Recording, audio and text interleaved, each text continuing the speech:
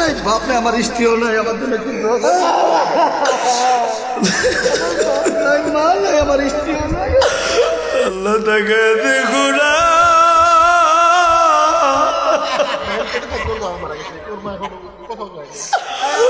আল্লাহ তাকে দেখো না, পাগল গুলি বাবা মা হারায় হারায় পাগলের মতো কান্দি। আল্লাহ আমার যুবকটার বাবা নেই,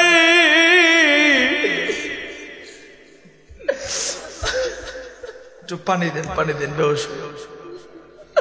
আল্লাহ নজর কইরা দেখো না আমার ভাইটা, যুবক ভাইরা কান্নার মজলিসে পয়সা থাকিস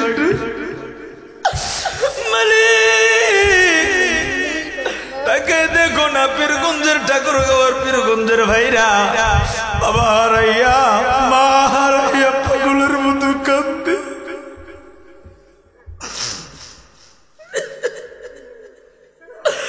আল্লাহ তুমি কান্না করে কবুল কইরা নাও।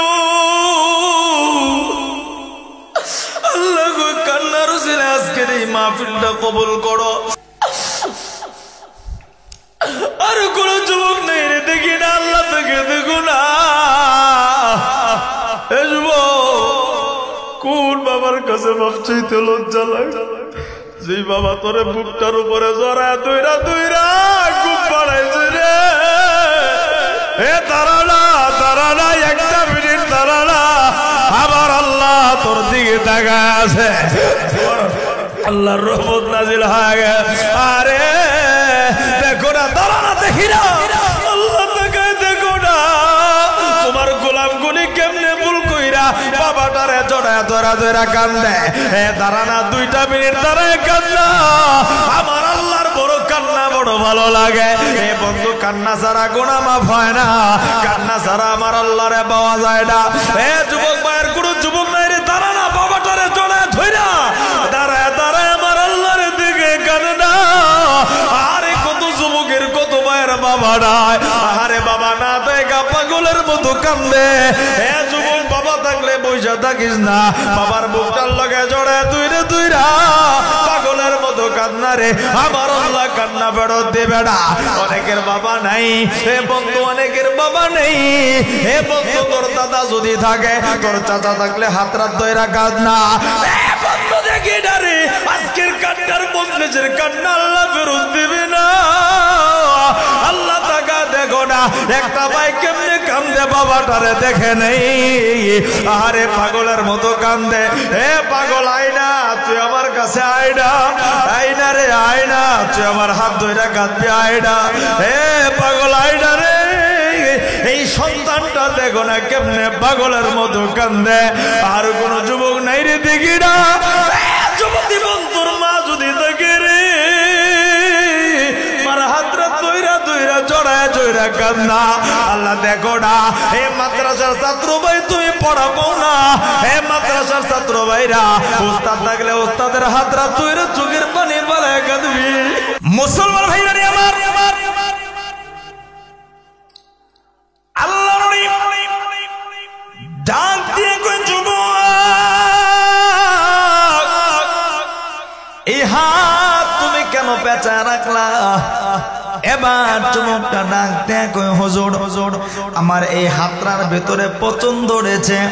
আমি যদি হাতরা খোলা রাইখা মসজিদে ঢুকি, আমার হাতের দুর্গন্ধের কারণে এই মসজিদে কেউ নামাজ পড়তে পারবে না, আপনিও ইমামতি করতে পারবেন না। হুজুর, আমার কারণে কারো ক্ষতি হোক এইটা আমি চাই না, এইটা কখনো আশা করি না। আমার কারণে কারণ আমাদের ত্রুটি হবে, আমার আল্লাহ সুন্দর নষ্ট হবে এইটা আমি চাই না। এবার ডাক দিয়ে বলতেছে বেটা রে তোমার হাতের এই অবস্থা, তোমার হাতটা তো পচে যাচ্ছে এমন ভাবসাবা, তোমার হাত তো নষ্ট হয়ে গেছে, এইটা তুমি ডাক্তার দেখাও না।